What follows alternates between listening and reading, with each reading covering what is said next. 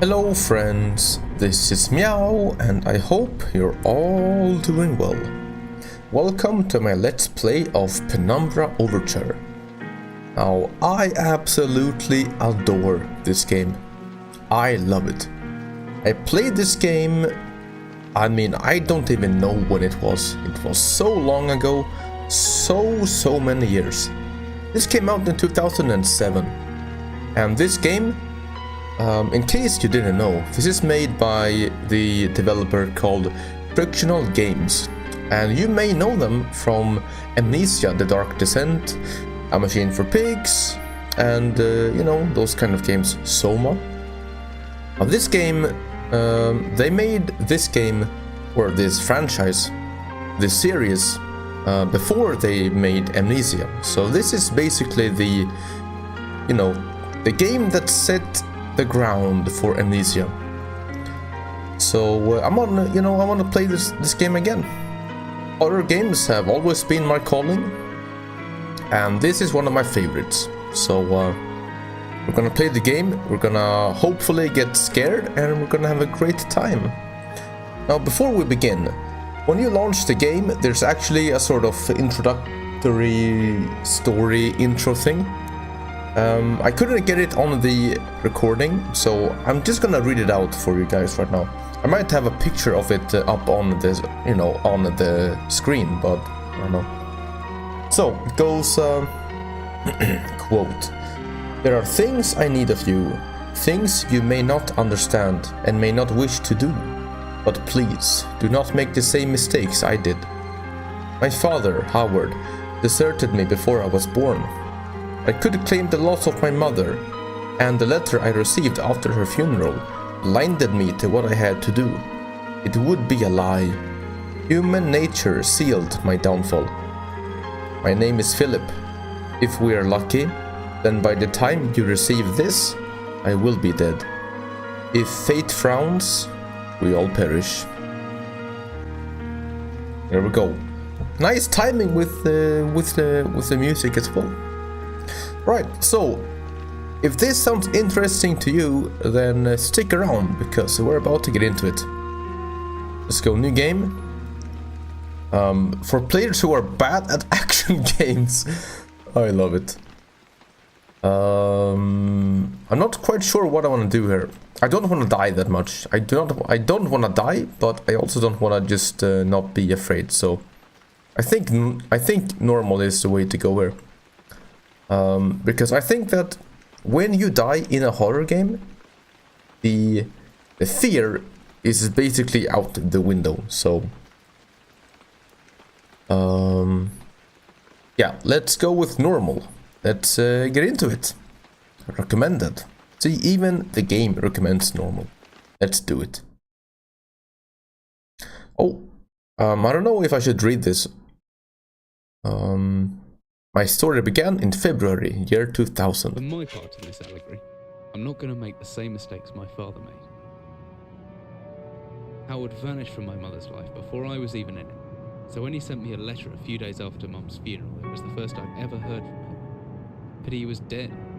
Writing from beyond the grave must be a genetic habit in my bloodline. His letter contained a key, instructions, pleas for forgiveness. I figured the dead don't have much use for absolution, so I turned to his prophetic passing, which he inexplicably expected to come any day. Clearly averse to explanations, my father preferred to leave directions to a bank on Mayfair I'd never even heard of. In that bank was a safety deposit box in his name, and myself as executor. Of course, I went, as he knew I would. I discovered that despite the evidence, he'd been legally declared dead almost 30 years ago, and so the old book and collection of notes I found had, in the eyes of the law, been mine all this time. My father's instructions were to burn the documents, raise no further questions. But that was his error. No man's immune to the shameful trappings of curiosity, and my humanity got the better of me. The university I taught at was world-renowned for two things: physics and linguistics. I represented the first, and the man who stood for the second was stumped by my recent acquisition. The book was indecipherable. The notes, however, showed a location somewhere in uninhabited northern Greenland. It took me almost a year to book the last flight I'd ever take. As I watched civilization disappear along with Heathrow, I realised my father had disappeared 3 decades ago, almost to the day, and I considered in turn what it was that I was leaving behind. We landed on a strip of ice a few feet wide, and within minutes I was pulling away on a chartered boat, beginning the 12-hour journey that would lead me into my past. 12-hour journey to my past, huh? Okay, so we learned quite a few things right there. Oh, finally, we're almost docked. I better stow my gear. I may be far from home, but chances are I can still pick things up using left mouse, and I can take a closer look at things using right mouse. Okay, so this is the tutorial, I guess. Wow, this sensitivity is so weird. This game has some serious mouse acceleration going on right now. Okay. So I'll say just a few things, yeah? This is not gonna be a kind of let's play where I just turn everything into a joke. I mean, I am gonna try to be funny, right? Or entertaining. But I do like to try to play horror games and, you know, give them the respect and immerse myself in them and allow myself to be scared. Because that's the ultimate goal here, you know. I want to be scared, so I'm gonna try and, I guess, roleplay, if you will. So we have a lamp or a lantern. Wow, this sensitivity is so bad though. Oh my god. Oh Jesus, I wonder if I can fix that for the next episode, because this is terrible. So you can hold items. You grab them with left mouse and then just throw them around. Really cool. Can I read this? I can't even pick it up though. Wait. Oh, okay, I can't read it. The crew seemed friendly enough, but just in case I locked up my valuables. I'm pretty sure the key's in my inventory somewhere. Once I found it, double click on blah blah blah blah. Okay, so it's basically it's a tutorial. There's not much light in here. My flashlight could come in handy. Definitely.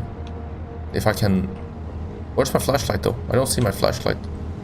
See batteries? Aha, some extra batteries to power my flashlight. Could come in handy if the torch runs out of batteries. Press G. A good old flare, huh? Good old flare. So I guess I can't read items unless it says like I can read items. Oh wait, I actually can. Whiskey, empty, shame.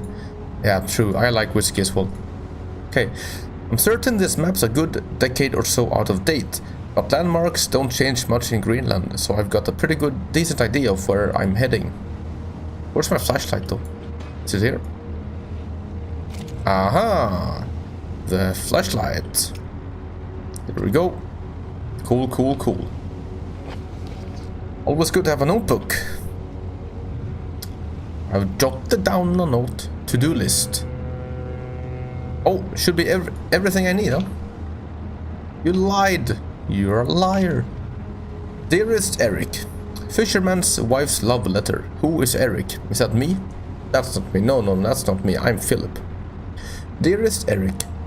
Just a quick note before you set sail and leave me once again.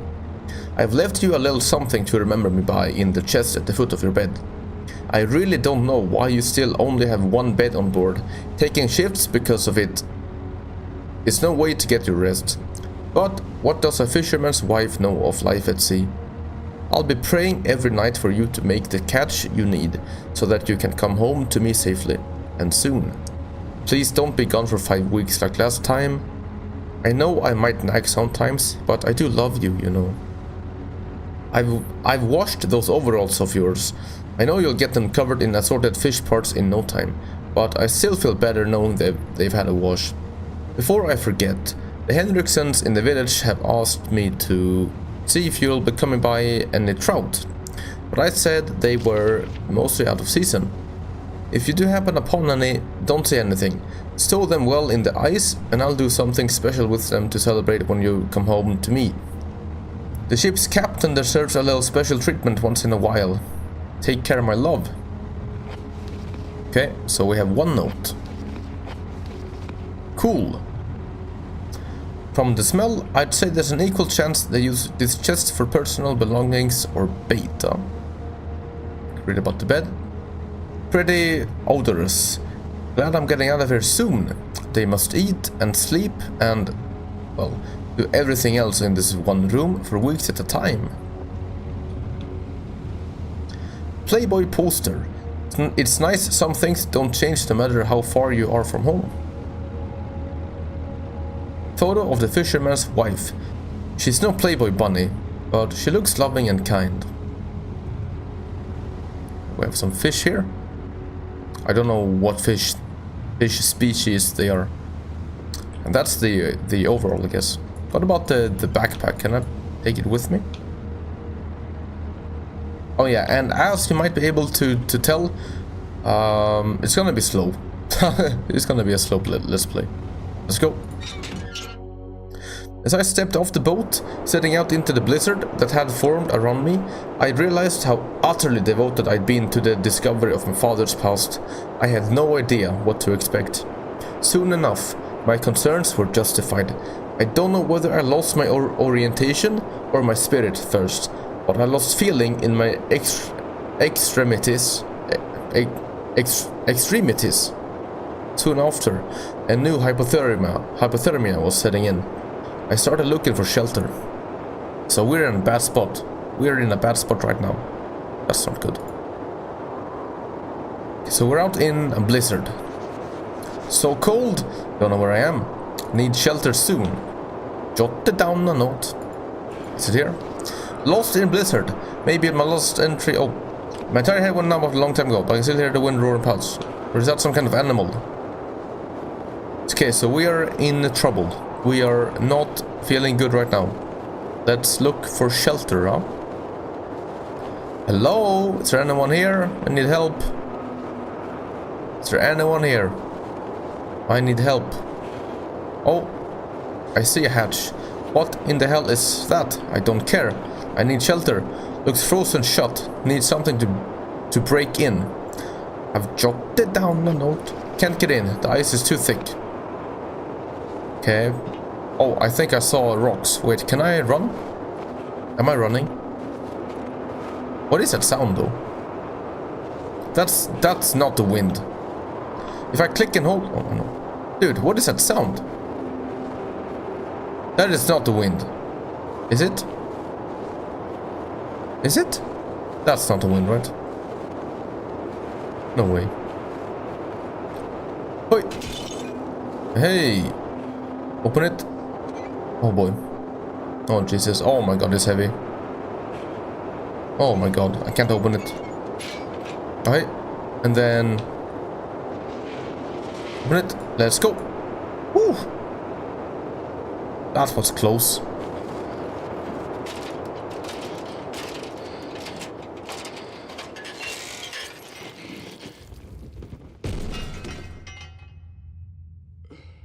That sounded painful.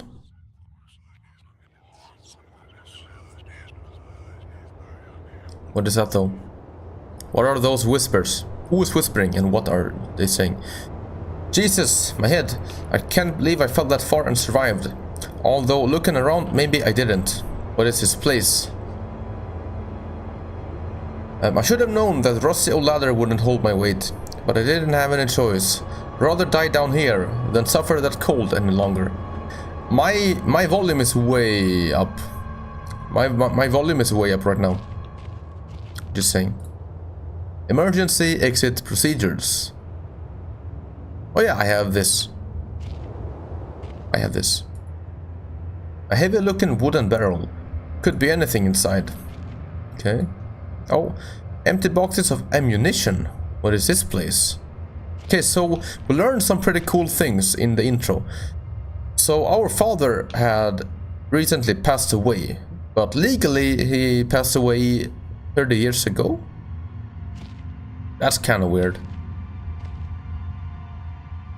A metal rod. A steel rod. I guess it's one of the other. We have a flare. Flares are good. It's a flare. Could be a handy light source. So this one is it never runs out, but this one it does. So you know. Oh, look at this, another flare. Hell yeah. It's a wooden door. I hope it's open. It's stuck. There must be something in the way. I've jotted down a note. I like that. I'm in some kind of underground installation, but the only door out of the room I'm in is locked. Need to find some way around. That looks spooky. This is a pretty spooky place, man. I'm gonna be honest. Oh my god, the door is so heavy. Holy. Dude, why is there ammunition here? Why? Flare and a hammer. Okay, yeah, we have the hammer now. Why put it on one? Hey, hey, hey, hey. Cool. These shelves are as old as everything else around here. Could be over 50 years since anyone's been down here. Don't know how I'm able to tell that, but hey, let's go with it, yeah. 50 years. Anything behind here? Nope. Metal shelf. This wooden shelf is slowly falling apart. What is this? It's a 24-hour ration pack, long past its sell date. Okay. So what about these ones? Are these ones like the same? This is fish, right? This is fish. Can I break it? Oh, Jesus. Oh, maybe not. I don't know. It's okay. So I see something back here, huh? Ouch. Dude, I just flipped this shelf onto my own head. The hole's been boarded up a long time ago. The wood looks pretty soft now. So the hammer, I guess. Can I crouch? Hey. Let's go. Making progress. So that's not great. So yeah, how does that make any sense? You know, our father passed away recently, but he was legally dead 30 years ago. What the? Oh my god. What is that? I don't know how that makes any sense. No wonder I couldn't open the door. What is? Can I get back up? I want to get back up. I'm out. What was that, bro? What was... Oh my god. What was that? Okay. How about we leave this place, huh? How about we climb back out? How about we do that? I want to leave. I'm leaving. I don't think I can. What if I go down here? Dude, what is this place? Oh no. What is this place? What was that, bro? Oof. This hatch is seriously solid. It won't open by hand. Someone obviously wanted to keep people out or in. Dude, look at this. It freaking cracked. Oh, Jesus.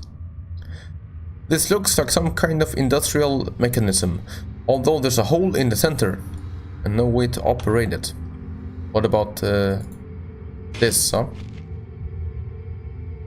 Can I do this?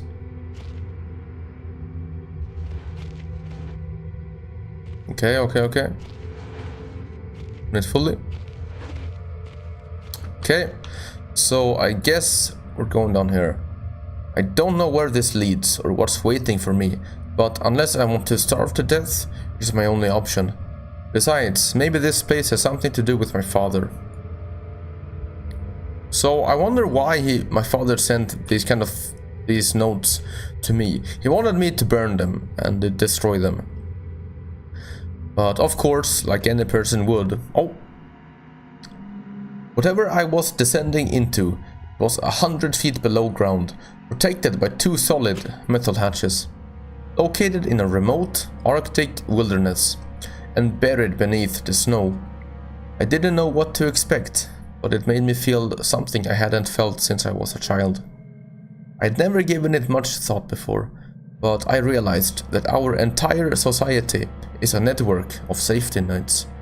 Emergency services at the end of a phone line, health and safety in the workplace, friends, family, lovers, all there if something goes wrong. Part of a carefully designed structure to prevent all but the most mundane of emotions. Once again, I felt like I did when I was in school, surrounded by a closing ring of older kids, knowing anyone that might help me. Friends, parents, teachers were too scared or too far away. I've jotted down a note. Okay, so we made progress. The entrance to the cave has caved in. There must be... there could be anything living down here. Heroics are for Hollywood actors and fairy tales. Not taking any chances. If I face off against anything down here, I won't last a second. Caution and stealth are my only defenses now. If anyone or anything hears me, I'd be best off staying low and out of sight until I know whether or not it's a threat. Crouching will give me the chance to hide in the shadows. I'll know I've got it right because of the blue tint to my vision. Plus, I should be quiet enough that I won't be heard unless something's right on top of me. Better remember to shut off my light sources though. Okay, so something could be living down here. My best bet is to hide for a couple of seconds or so. Okay, I guess we'll give it a go.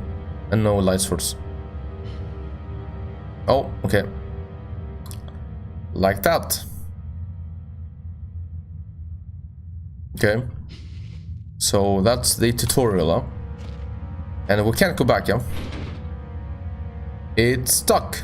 I'm trapped. Oh no. Okay, so there could be anything living down here. You know what? That does not fill me with confidence. Okay. I'll tell you that much. I ain't going here. Can I hide? I wanna hide. I feel safe when I hide. Oh lord. So, as I was saying, I don't... I wonder what my father found and why he wanted me to burn all of the notes. Not as heavy as it looks, still it should serve as some form of weapon. And use the barrel, huh? This place must be old if they were still using paraffin lamps. Looks like there's still some juice left. So can I light it? Somehow? A wooden box. Okay. So we are here. We have the office. Storage. Workshop, explosives, and the northern area. If you don't know, in Amnesia, The Dark Descent, the storage is probably the most terrible area. Probably is. I don't think anyone that played that game can read this word without thinking about that game. I know I can't. So we're the closest to the office, so maybe we should go to the office. But things could be living down here, so maybe we should... Oh boy. Oh boy. This is spooky, man. Things could be... What could be living down here?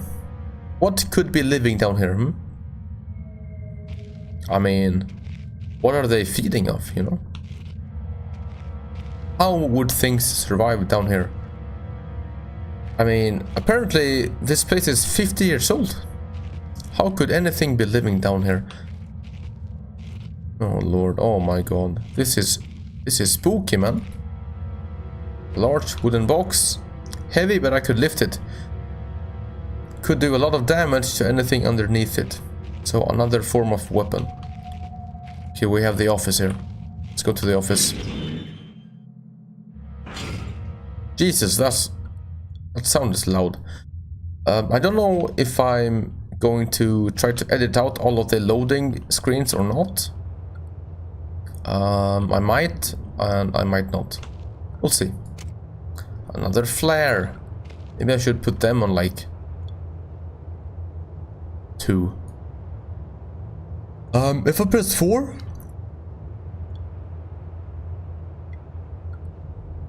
Oh, 3. Do I use one? Oh, I do. Okay. I do. Yep. Okay. An age-old filling cabinet, huh? Okay, what do we find in here? Dried meat. Beef jerky, huh? Now we're talking. Can I eat that? And painkillers, huh? Very nice.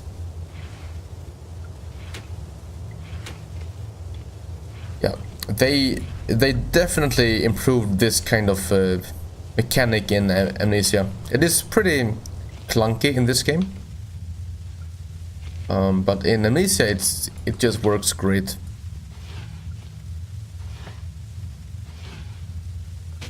More beef jerky, huh? Am I supposed to eat that? Beef jerky. Not without aroma. Okay, what is this? Oh, I can't use it, huh? Rotting wooden shelves. Must be the added moisture from that grate. This whole room is putrefying. It's locked and I need a key. Okay. So we need a key. So much history in this place, tied up in words and left to decompose. Is the key in here, I wonder? Do you think it is? What the hell is this? It's an old artifact. It's a picture of a British platoon. It must date back to World War II. I suppose this mine was converted into some kind of bunker. Okay. Backstrin. What is backstrin? Key. Oh baby. Small key. Do these flares last a okay. These flares, they last a long time. That's cool. Copenhagen Post. Monday 17th of August 1930. Psychotropic deposits at the bottom of Death Mine. Death Mine. So are we in the Death Mine? That sounds not optimal. Researchers at the University of Copenhagen have suggested that mind-altering chemicals naturally sewn into the rock may be the cause of high suicide rates at a Greenland mine. The university, which has recently been conducting studies into isolated communities, first became interested in the workers of the northwestern lead mine last year. They discovered that even taking into account Greenland's naturally higher suicide rate, local figures for the last 100 years were abnormally high, at 46 deaths per 100,000 populace, compared to the national average of 29. On further investigation, experts diagnosed in many of the miners symptoms in common with the earlier stages of paranoid schizophrenia. This has prompted researchers to hypothesize that natural deposits of lysergic acid, a pH4 formula recently discovered to have hallucinogenic properties, may be present in the rocks. Few locals were conducive to interview, but those who agreed to speak had their own explanation. Inuit spirits known as the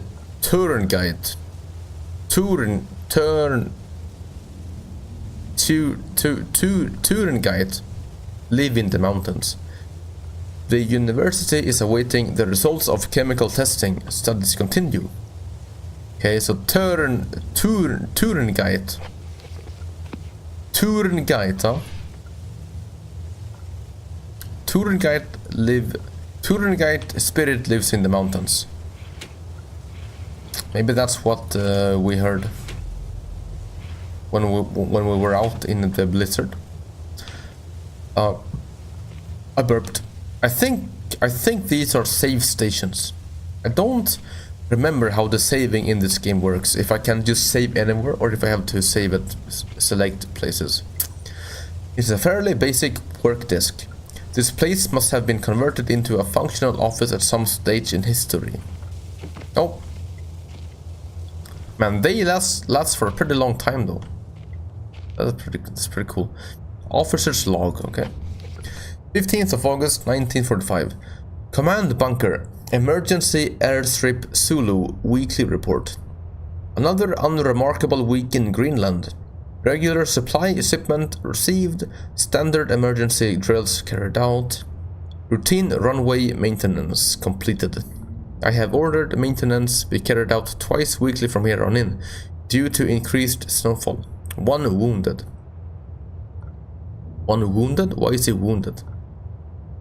The one wounded figure is no cause for concern back in London. The Germans haven't extended their front line by 4,000 miles. 2 of my men were caught manufacturing cherry bombs in our workshop / armory, and succeeded in blowing off a couple of fingers. Okay.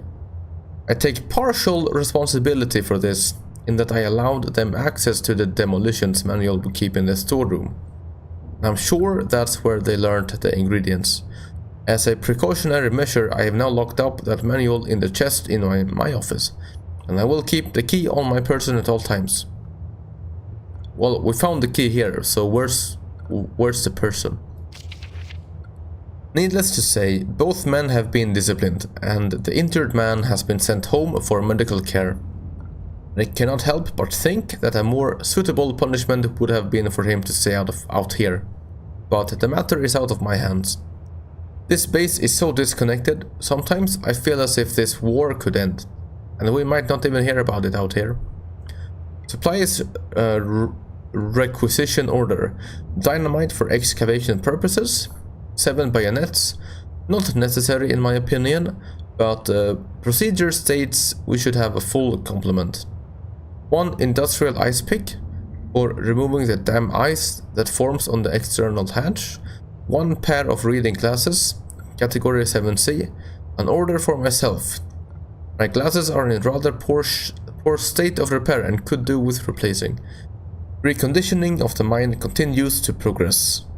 The structure is being fortified from a potential bomb damage, and excavation of previously caved-in areas is going ahead. 1 point of curiosity is some kind of archaeological find, an artifact buried in the earth, and discovered by one of the work teams. Later this evening, after martial duty, I shall take a closer look at the artifact. It appears to be man-made, and may have working parts inside. I shall remove what looks like the front cover, and see if I can't discover the source of the light which constantly emanates from it. Chief NCO M. Major. Okay, so this is the artifact. So, Turingite, huh? Okay, we now have the manual. Big Book of Explosives, 1923 edition. Chapter 1.3, Black Match Fuse. The Black Match Fuse is one of the oldest, simplest and most reliable fuses used in modern pyrotechnics. It is easy to create, essentially consisting of just string and gunpowder. But be warned, the chemicals concerned will stain the clothing, and as always, due concern is advised. String, black gunpowder, back. Oh, we have this. Maybe we can make this and blow our way out of here. The string should be coated with a thin layer of backstring, which acts as an adhesive. The string is then carefully rolled into the gunpowder and left to dry at least a couple of minutes before use. Okay, dynamite. Invented by Alfred Noble in 1866, dynamite is commonly used in construction, mining and demolition. It has proved far safer to handle than alternatives such as pure nitroglycerine, provided that is, it has been properly stored. Over time, the explosive component of dynamite, supposedly made safe by the presence of the diatomaceous earth, has a tendency to weep, making an old box of the explosive liable to detonate on contact. So basically every dynamite that we find, we did find one, right? Is gonna be not in good condition. I see. And then simply form into short sticks and wrap in paper. Diatomaceous, that's one hell of a word. TNT. Trinitrotoluene. I don't know, I butchered that word, but that's okay. TNT was first discovered in 1863 by German chemist Joseph Wilbrand, but it took some years before it yielded its true potential. This was because of the difficulty of making it explode and the lesser detonation in comparison to dynamite. The main advantage was discovered by the German Navy, who employed TNT's relative explosive stability in order to cause massive damage to British warships. Their torpedoes could be detonated inside a ship's armor, rather than exploding on contact as did other shells. So that was 1863. Wow. Okay. Armstrong's mixture. Armstrong's mixture is included in this book as more of a point of interest than a viable chemical mix. The formula exists as somewhat of a legend in modern pyrotechnics, referenced by those knowledgeable enough to stay away from it, as death mix. Yes, so this is called death mix. That's not good. Its incredible volatility make it unsuitable for almost all potential applications. Red, phosphorus and barium. This mixture can be carefully and slowly mixed to minimize risk to the chemist. Sulfur can substitute for some or all of the barium to slightly decrease sensitivity. Okay. So we can now create explosives. Oh, that's pretty cool. It's been about 30 minutes. I think I'm gonna call it an episode here because it's the first episode. I want to make sure everything's as it should. You know, when it comes to the settings and all of this. So yeah, I'm going to go to bed. And I hope that you enjoyed the video. I want to thank you for watching. And hopefully I will see you guys next time. We'll be back with part 2. And we'll continue down this place and try to look for a way out. And try to figure out what the hell is going on down here. What did our father do? Wait, hang on a minute. I tried to be all epic here, but my grammar failed. Unfortunate. We're gonna try to figure out what our father did. Because clearly he found something. He found something that he wanted no one to find. So he sent his notes to us because he trusted us more than anyone to burn them. No, don't ask any questions, just burn them. But, of course, I mean, I think I would do the same. You know? I mean, imagine, right? Imagine you've never met your dad and then one day you get a bunch of notes and it says, burn them, don't read them, don't ask any questions, just burn them. I don't think I could do it. I don't think I could do it. I would definitely look. I would look. So this story is pretty damn relatable, and that's why I like it so much. Right, well, thank you for watching once again. I'm gonna go, and I'll see you next time. Stay safe, take care, and yeah, see ya, bye.